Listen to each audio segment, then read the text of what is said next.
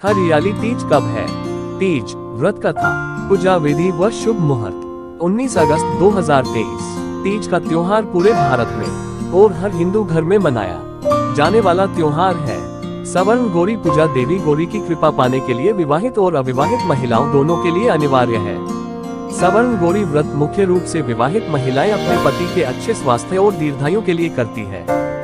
के अलावा धन समृद्धि, वंश की वृद्धि, मोक्ष और बहुत कुछ के लिए किया जाता है। सवर्ण गौरी व्रत करना बहुत शुभ माना जाता है। स्वर्ण गौरी पूजा कैसे करें? एक साधारण पूजा करने के लिए दीपक जलाएं, कुछ नैवेद्यम रखें और गौरी ललिता सहस्रनाम का जाप करके पूजा करें।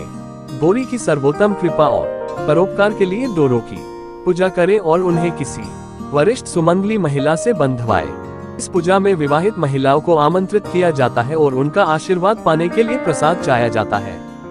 स्वर्ण गौरी व्रत मुख्य रूप से विवाहित महिलाओं द्वारा अपने परिवार की भलाई के लिए और विशेष रूप से अपने पति की भलाई के लिए किया जाता है। कहा जाता है कि इस दिन स्वर्ण गौरी की पूजा करने से सभी मनोकामनाएं पूरी होती हैं। हमें स्वर्ण गौरी पूजा कब करनी चाहिए? हर साल स्वर्ण गौरी व्रत श्रावण मास के शुक्ल पक्ष के तीसरे दिन तृतीया को मनाया जाता है। कुछ लोगों में इसे 16 वर्ष तक करने और 16वें वर्ष में उद्यापन करने की प्रथा है। स्वर्ण गौरी व्रत श्रावण मास के शुक्ल पक्ष की तृतीय तिथि को किया जाता है। इस व्रत में भगवान शिव तथा पार्वती की पूजा की जाती है।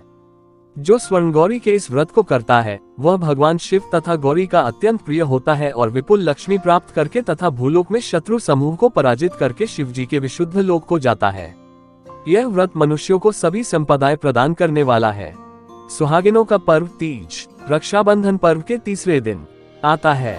वास्तव में इस मौसम में तीज व्रत मनाने का अवसर 3 बार आता है। हरियाली तीज, सातुरी तीज व हरतालिका तीज धूमधाम से मनाई जाती है। सातुरी तीज को कजली तीज और बड़ी तीज भी कहते हैं। आइए पढ़े सातुरी तीज पौराणिक व्रत कथा। एक साहूकार था, उसके 7 बेटे थे। उसका सबसे छोटा बेटा अपाहिज था। वह रोजाना एक वेश्या के पास जाता था। उसकी पत्नी बहुत पतिव्रता थी, खुद उसे कंधे पर बैठाकर वेश्या के यहाँ ले जाती थी। बहुत गरीब थी, जेठानियों के पास काम करके अपना गुजारा करती थी। भाद्रपद के महीने में कजली तीज के दिन सभी ने तीज माता के व्रत और पूजा के लिए सातु बनाए। छोटी बहू गरीब थी, उसकी सास ने उसके लिए भी एक सातु का छोटा पिंडा बनाया। शाम को पूजा करके जैसे ही वो सत्तू पासने लगी, उसका पति बोला, मुझे वेश्या के यहाँ छोड़कर आओ। हर दिन की तरह उस दिन भी वह पति को कंधे पैर बैठाकर छोड़ने गई, लेकिन वो बोलना भूल गया, तुम जाओ।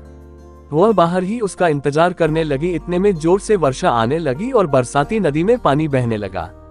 कुछ देर बाद नदी से आवाज आई, आवतारी जावतारी दोना खोल के पी, पिया प्यारी होए। आवाज सुनकर उसने नदी की तरफ देखा तो दूध का दोना नदी में तैरता हुआ आता दिखाई दिया। उसने दोना उठाया और 7 बार उसे पीकर दोने के 4 टुकड़े किए और चारों दिशाओं में फेंक दिए। उधर तीज माता की कृपा से वेश्या अपना सारा धन उसके पति को वापस देकर सदा के लिए वहां से चली गई।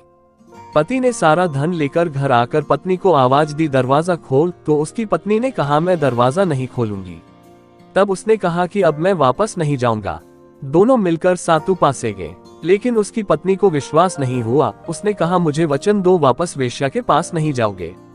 पति ने पत्नी को वचन दिया तो उसने दरवाजा खोला और देखा उसका पति गहनों और धन माल सहित खड़ा था। उसने सारे गहने कपड़े अपनी पत्नी को दे दिए। फिर दोनों ने बैठकर सातु पासा।